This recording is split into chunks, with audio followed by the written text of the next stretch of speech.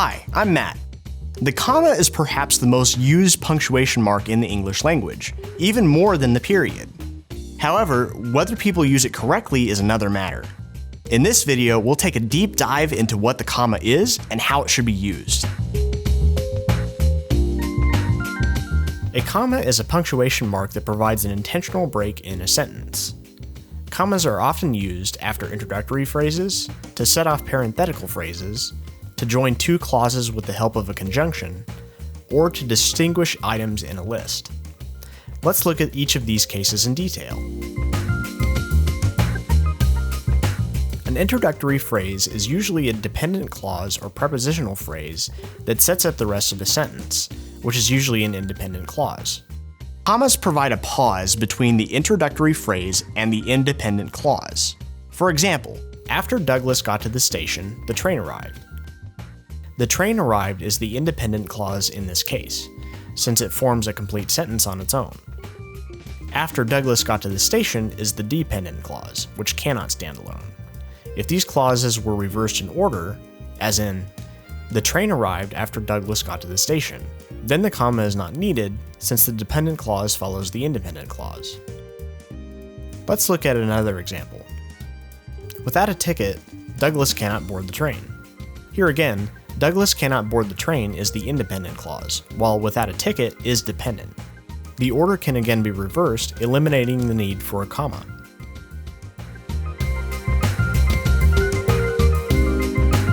Commas can also set off parenthetical phrases, which are additional information that is grammatically unnecessary to the sentence.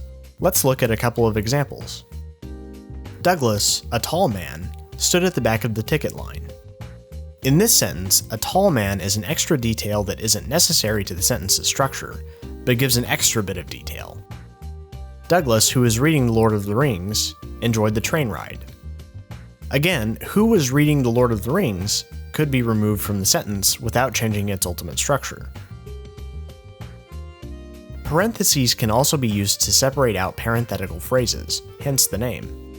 The context and style of writing often determine whether it's more appropriate to use commas or parentheses.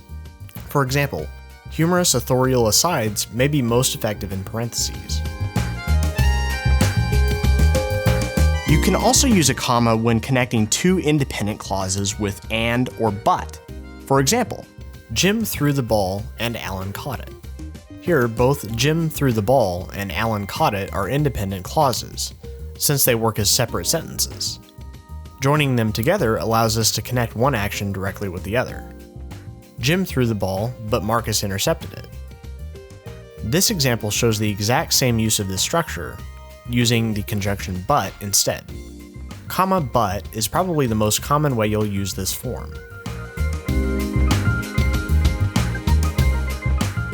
Commas are also required to set off items in a list, such as in Douglas visited Manchester, Liverpool, Newcastle, and Edinburgh. While not every style guide or instructor requires it, some instructors will require you to use the Oxford comma at the end of a list of items. Our previous example used the Oxford comma before and Edinburgh. Douglas visited Manchester, Liverpool, Newcastle, and Edinburgh. Without the Oxford comma, this sentence would look like this. Douglas visited Manchester, Liverpool, Newcastle, and Edinburgh. See the difference? Advocates of the Oxford comma argue that omitting it can create unnecessary confusion. Ultimately, unless your instructor says otherwise, the decision is up to you. Whether you use the Oxford comma or not, proofread your sentences to make sure the meaning is clear. Comma splices are common grammatical errors that can sneak in if you aren't careful with your comma usage. A comma splice occurs when you use a comma to combine two complete sentences. But I'll let you in on a secret. A comma is not strong enough to combine two sentences on its own. Let's look at an example. Jim threw the ball, Alan caught the ball. These are two independent clauses that, as they are, should be two different sentences. Jim threw the ball, Alan caught the ball. However, you can also solve this problem by combining the sentences with a semicolon. Jim threw the ball, Alan caught the ball. But if you're uncomfortable using a semicolon, because who isn't, using a comma with a conjunction will also work. Jim threw the ball and Alan caught the ball. Despite how it's often thought of, a comma is not a pause button that you can arbitrarily sprinkle in whenever you want to take a breather. As with all parts of grammar, be sure to learn the rules and read good writers to train your eyes for proper usage.